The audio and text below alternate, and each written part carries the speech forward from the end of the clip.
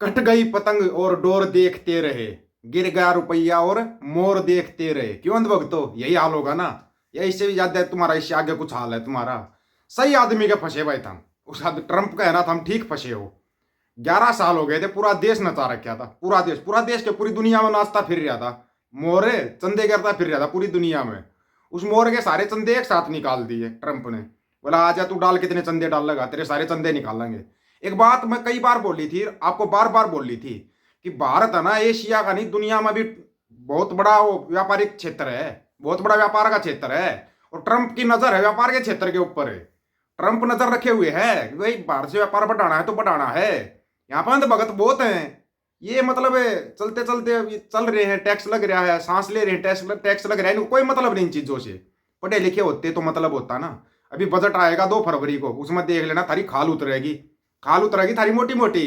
पहले बताया जा रहा है, कहते फिर बाद में को बताई नहीं थी। आज मोदी साहब ने एक बयान दिया भाई, मोदी साहब का आज बयान सुना हमने। हमने क्या सुना, हम तो बाद में सुनते, हमारे से पहले एलन मस्क ने सुन लिया वो बयान।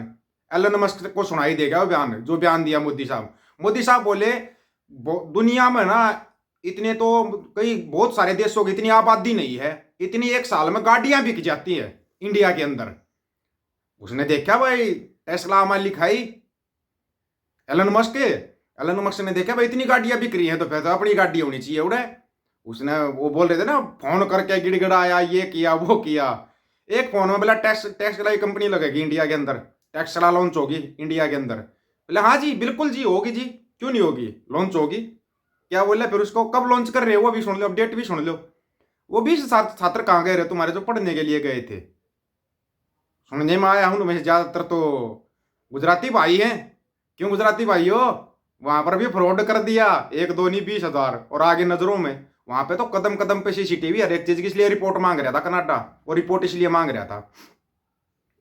भारत में टेस्ला के निवेश को लेकर नई उम्मीदें, ईवी पॉलिसी पर अहम बैठक 20 जनवरी को। 20 जनवरी को बैठक शुरू करनी पड़ेगी, क्या करें भाई। बिजनेस डेस्क, 20 जनवरी को डोनाल्ड ट्रंप के शपथ ग्रहण से पहले भारी उद्योग मंत्रालय ने इलेक्ट्रॉनिक वाहन नीति पर चर्चा के लिए टेस्ला के सीईओ एलन मस्क और अन्य वैश्विक ईवी निर्माता कंपनियों को आमंत्रित किया है। इस बैठक का उद्देश्य भारत में इलेक्ट्रिक पैसेंजर वाहनों के निर्माण को बढ़ावा देने और ईवी नीति के लिए गाइडलाइन तैयार करना है। यह सलाहकार सत्र ईवी नीति पर दूसरा चरण है। सरकार का एलन मस्क को बड़ा प्रस्ताव, एलन मस्क को प्रस्ताव दे रहे हैं या एलन मस्क ने तुम्हारे को बोल लिया मैं आ रहा हूं। अब देखो भाई, टेस्ला और भारत के बीच संभावित साझेदारी को फिर से चर्चा में लाया जा रहा है, फिर से।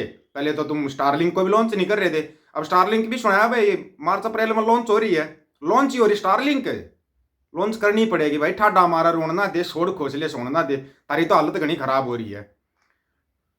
भारत में टेस्ला के निवेश की योजना जो पहले रुकी हुई थी, हाँ, अब इसे फिर से शुरू करने की संभावनाएं बढ़ रही है। वियतनाम की विनफास्ट पहले ही भारत में निवेश के लिए रुचि दिखा रही चुकी है, जिससे प्रतिस्पर्धा तेज हो चुकी है। कितनी प्रतिस्पर्धा तेज करोगे तुम, पहले तो ये बताओ। वो टेस्ला वाला तो आवेगा, बाकी आवे ना आवे उनका हमारे को नहीं पता, वो आएंगी या नहीं आएंगी। भारत से कनाडा पढ़ने गए 20,000 छात्र कॉलेज से गायब, रिपोर्ट में चुकाने वाला खुलासा। वाह शाबाश चिंटू, दिखा दी चिंटूगिरी तुम यार। हर एक जगह पर ये ड्रामेबाजी अगर छोड़ दो तो तुम इंसान नहीं बन जाओ, इंसान बन जाओगे। बाहर है ना, बाहर टेक्नोलॉजी पे चलता सब कुछ, और तुम उस टेक्नोलॉजी में फंस गए। अब तुम देखना गद्दे इधर दिल्ली आओ, अगर दिल्ली आ गए नारे लगाओगे। भारत कनाडा तनाव के बीच immigration, refugee and citizenship Canada IRCC के हवाले से एक रिपोर्ट पेश की गई है जो चौंकाने वाली है। दरअसल इस रिपोर्ट में दावा किया गया कि कनाडा पहुंचे लगभग 20,000 भारतीय छात्र कॉलेज और विश्वविद्यालयों से लापता है। वो अपने कॉलेज या विश्वविद्यालय में नो शो के रूप में चिन्हित किए गए हैं। भाई वो शो ही नहीं हो रहे हैं, वो आए नहीं स्कूल कॉलेज महाविद्यालय में, यानी उन्हें वहां लंबे वक्त से नहीं देखा गया। ऐसे में सवाल उठ रहे हैं कि छात्र आखिर गए कहां, बताते हैं कहां गए।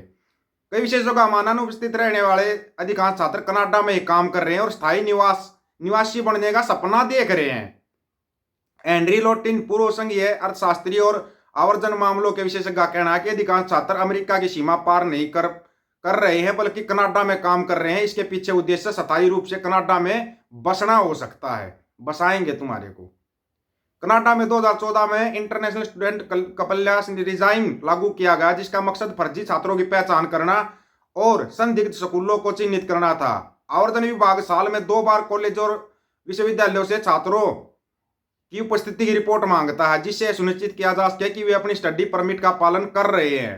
ये तो कोई ना करें भाई, ये गुजरात वाले तो कोई ना करें। कहीं आप सोचो पहले ही पकड़ लेना उधर, भाई कहाँ से स्टेट जरूर पूछ लेना। जैसे बोले ना गुजरात, उनके ऊपर पक्का नजर रख लेना, वो कितना पढ़ने जावे। उनके तो वैसे स्कूल कोई ना, उधर राजस्थान में सरकारी स्कूल बंद कर दिए सारे, पढ़ेंगे कहाँ ये बेचारे, कहाँ पढ़ेंगे? प्राइवेट स्कूल में पढ़ने की इनकी औकात नहीं छोड़ रखी, तो प्राइवेट में ये ना खुद पढ़ सकते ना इनके बच्चे।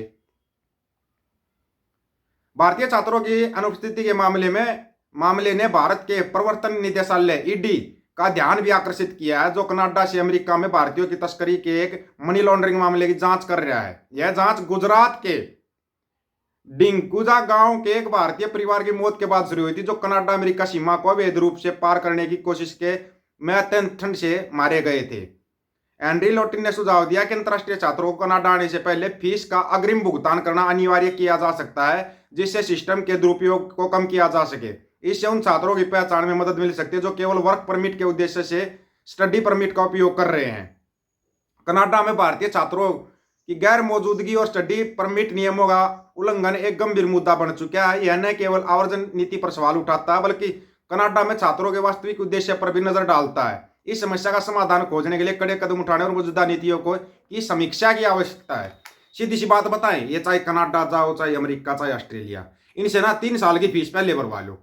3 साल की फीस भरवा लो पहले, स्कूल की, कॉलेज की, महाविद्यालय की। नहीं भर पाएंगे ये उसी टाइम पे बता देंगे ना जी हम तो कितनी पढ़ना आ रहे, हम तो हमारे तो बोला विश्व गुरु के पास ही कोई असली डिग्री नहीं है, तो हमारे पास कहाँ से मिलेगी?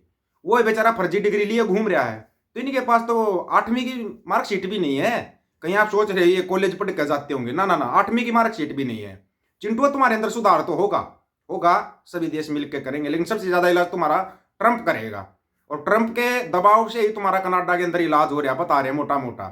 वो ट्रंप का ही प्रेशर था, इनका इलाज करो भाई। ये गुजरातिया ने सारी बाढ़ तोड़ दी मारी, सारी बाढ़ तोड़ कर चढ़ कर सारी दीवार ढा दी मारी इनने, तो तुम्हारा इलाज होने जा रहा है। और कहां से जा रहे हैं यार? गुजरात को तो रोल मॉडल के रूप में दिखाया जाता था, फिर इतने गुजराती कैसे फंस रहे हैं वहां पे? ये सारे गुजराती कैसे फंस रहे हैं? अमेरिका में देख लो, चोरी के स्मगलिंग के मामले में उड़े गुजराती फंस रहे हैं। चक्कर तो क्या है तुम्हारा? या तुम मतलब कुछ खून में ही ऐसा हो जाता है कि नहीं भाई ये ठगी करना तो हमारा जन्म सिद्ध अधिकार है। तुम ठगी को अपना जन्म सिद्ध अधिकार तो नहीं मान रहे हो, क्योंकि इतने बड़े ठग को तो भुगत ही रहे हैं। इतने बड़े बड़े ठग भुगत लिए भाई, कोई 20,000 करोड़ लेकर भाग गया, कोई 5,000 करोड़ लेकर भाग गया है। एक ठग न 3-4 ठग और हैं, उन पूरा देश भुगतने लाग रहा है, भुगते रहा पूरा देश। तो ये ठगी के मामले अगर आपको चेक करने हो ना, तो पहले पूछ ले, हाँ भाई गुजरात ओके आ जा, तू साइड में आ जा, 3 साल की फीस जमा कर पहले।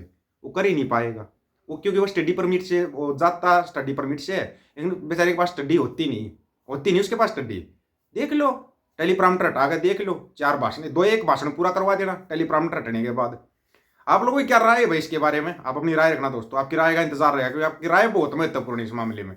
सभी साथियों को राम राम, नमस्कार, आदाब, सत श्री अकाल। वीडियो को ज्यादा से ज्यादा शेयर, चैनल को सब्सक्राइब और बेल आइकन को जरूर दबाना दोस्तों। ऑफिशियल दीपक फौजी यूट्यूब चैनल, बात हक और सच की करेंगे, हक सच की बात हम करेंगे। वीडियो को शेयर करने की जिम्मेवारी आप लोगों की है। गज के आखो, वाहे गुरु जी का खालसा, वाहे गुरु जी की फतेह।